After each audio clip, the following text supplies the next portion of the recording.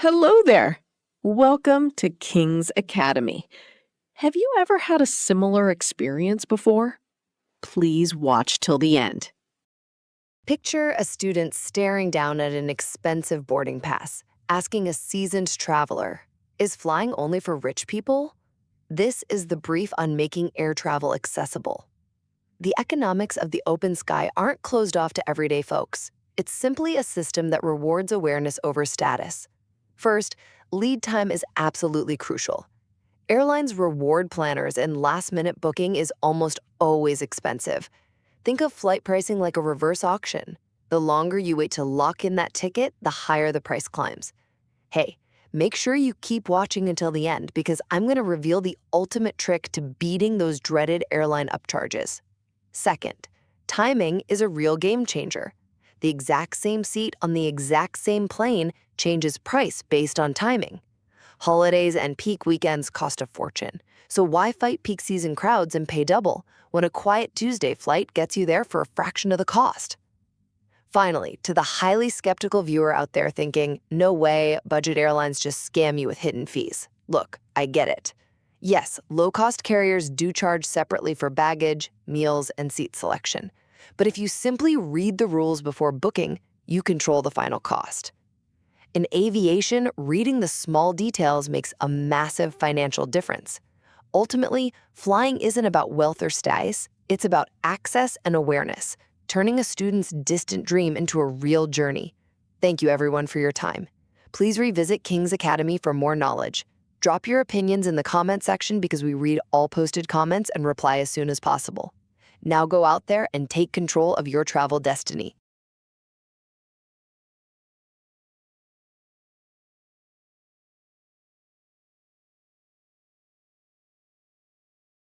Hello there. Welcome to King's Academy. Have you ever had a similar experience before? Please watch till the end. This is the brief on surviving your very first flight. Today, we're exploring the first threshold, a novice's guide to the skies. What is the single, tiny, easily ignored piece of paper you get at the airport that could literally save your entire trip?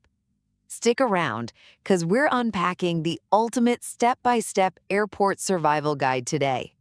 First, check-in. Queue up at your airline screen and trade your ticket and passport for a boarding pass. Think of it as your absolute key to the aircraft, showing your seat, gate, and boarding time. Plus, they take your large bags here. Now, keep watching until the end because missing the final step can leave you totally stranded. And to the doubting Thomas out there who thinks an airport is just a giant waiting room, you're actually legally crossing invisible borders into worlds within worlds. Second, immigration and security. Immigration is where the country says goodbye and stamps your passport. Then comes security. You've got to remove all metal, belts, coins, phones, shoes. If the detector beeps, don't sweat it. It happens to everyone their first time. Finally, the departure lounge and boarding. The tension drops, you can sip some coffee, watch the screens, and when called, follow the path straight onto the plane. So, what's that tiny paper? It's the luggage receipt attached to your boarding pass. It's your only proof ensuring your bag meets you on the other side of the world. Navigating an airport is simply a four-step sequence: check-in, immigration, security, and boarding that quickly turns a novice into just another passenger. Thanks for your time.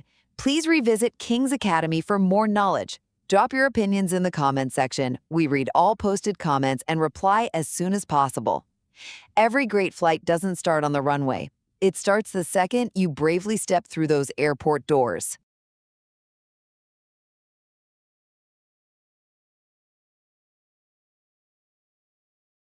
You are at cruising altitude, 35,000 feet up, and suddenly total engine failure.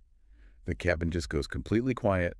Do you simply drop out of the sky? I mean, that is literally the ultimate nightmare scenario, right? For anyone who dreads flying. Right, exactly.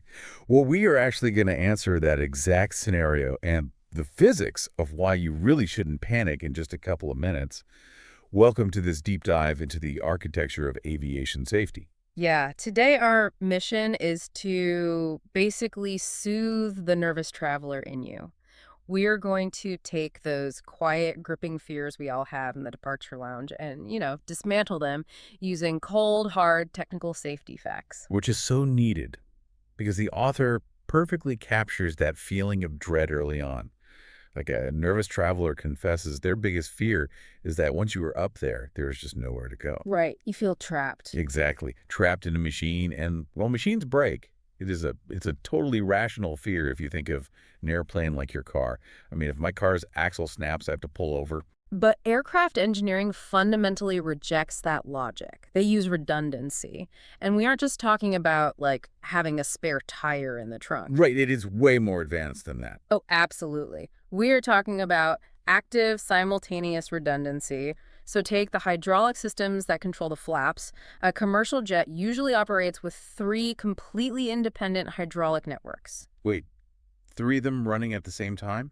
Exactly. If a line gets severed and one bleeds out, the other 2 don't even need to be switched on. They are already carrying the load seamlessly.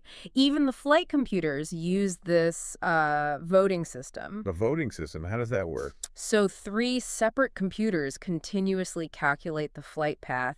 If one glitches and disagrees with the other 2, it gets outvoted and ignored. That is wild. But let me play devil's advocate here for the doubting Thomas listening to this right now. No matter how many redundant computers you have, humans maintain them. Right. Mechanics get tired. Doesn't the human element basically guarantee eventual failure? You would think so, but that is exactly why the redundancy extends to the human procedures on the tarmac. A single mechanic doesn't just check a box and call it a day. What do they do instead? Well, the ground handling crew does a physical walk-around, then engineers run diagnostic software tests, and finally, the pilots perform their own independent physical checks. So nothing is left to chance. Right. It is a system of overlapping jurisdictions. A single human error is almost always caught by the next net. That makes a lot of sense. And speaking of pilots, we are actually going to get to turbulence in just a second. I want to ask everyone to please keep watching until the end because a major perspective shift regarding turbulence is coming up next, and it will permanently change how you handle a bumpy flight. You really will. But before that, I want to talk about those pilots. If the automation fails, they have to take over. And the source points out that they don't just learn to steer. Pilots spend hundreds of hours in advanced simulators. They are constantly drilling for catastrophic, statistically near impossible failures. It strikes me that commercial pilots are basically high-performance athletes. Like they are practicing for a sport they hope they never have to play. That is a great analogy. The entire goal of that training is to completely bypass the human startle response. Right, because you don't want them freezing up. Exactly. When an alarm blares at 30,000 feet, they don't pause and think, what do I do now? The emergency procedure is already executing through pure muscle memory. Okay, so the plane is this flying fortress of backups, and the pilots have nerves of steel. But then you hit a storm, the cabin starts shaking, dropping, rattling. I mean, it feels terrifying. It does, but only because our brains misinterpret what is happening. The source explains this beautifully by asking us to look at the physics. Air is an empty space. It is a fluid, just like water. Okay, so the plane is resting on this fluid. Yeah, exactly. When a plane is flying, it is resting on a dense body of moving fluid. Turbulence is just the plane riding over uneven currents or, waves in that fluid. So it is essentially like a boat chopping through rough water. Or maybe a car driving over potholes on a dirt road. That is the perfect way to visualize it. It is uncomfortable, and yeah, it might spill your coffee, but the road itself isn't going to swallow you. Planes are built to withstand far more stress than turbulence can actually deliver. Which brings us perfectly back to that open loop, our opening question. Cruising altitude, total engine failure. Yeah. What actually happens? You glide. You don't fall because those wings are still moving through that dense fluid. A commercial jet has a glide ratio of roughly 18-1. Meaning for every mile of altitude it loses, it moves forward 18 miles. Exactly. From 35,000 feet, that gives the pilots over 100 miles of forward distance to find a runway, restart the engines, or coordinate a safe landing. And all those redundant backups keep them in full control the whole way down. It really reframes the whole experience. We only hear about the rare anomalies.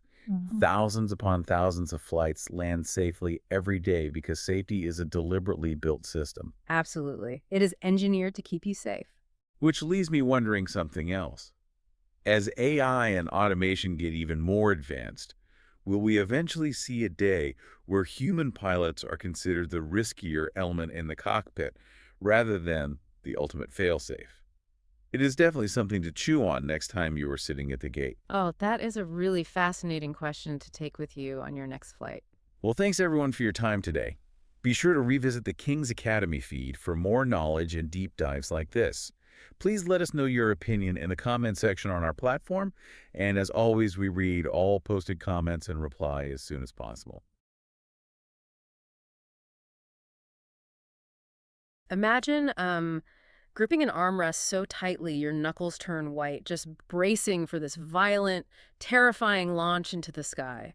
You're waiting for pure chaos, but what if the most shocking part of this experience isn't the physical flight itself, but what actually happens inside your own mind? That's the real twist, isn't it? Right. Welcome to this deep dive into the narrative beyond the runway. A journey over fear. Our mission today is exploring how we conquer long-held phobias, mapping a deeply personal journey from, intense fear to calm confidence. And what makes this journey so fascinating is how fear really thrives on mystery. I mean, specifically the mystery of intense physical sensations. When someone is terrified of flying, they aren't just afraid of the abstract concept of being in the air. No, they're anticipating the actual feelings, right? Exactly. The shock of sudden speed, overwhelming noise, and intense pressure changes. Yeah, and I've always found the buildup so ironic. The source compares the initial movement of the plane to a mundane bus pulling away from a stand. It's literally just rolling forward. It's a slow roll. Yeah, so I'm sitting there, my brain is bracing for a terrifying roller coaster drop, but we're just taxiing at like 15 miles an hour.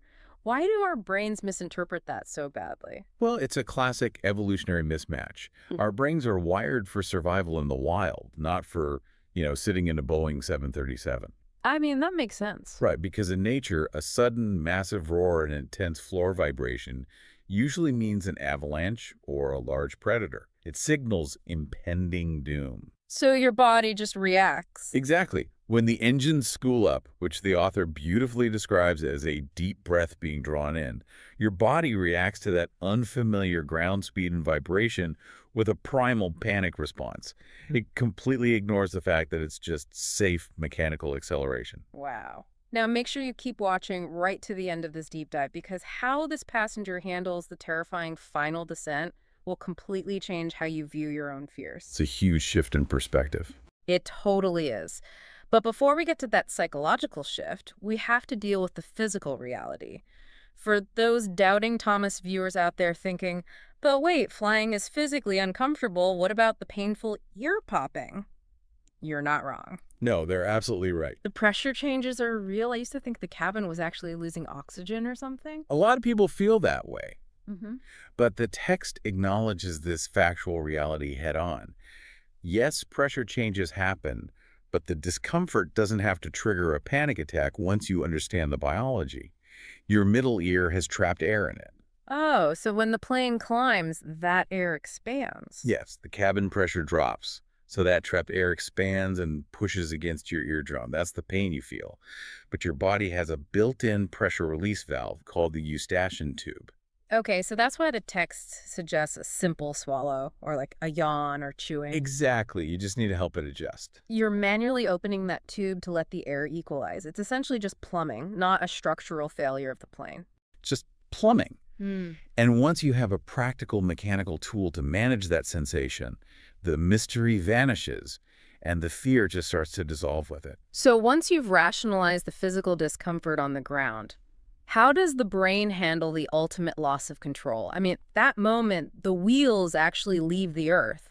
Our passenger was bracing for this massive, violent jolt. And this is where the imagination completely betrays us. Yeah. because reality is far gentler. Wait, really? Yeah.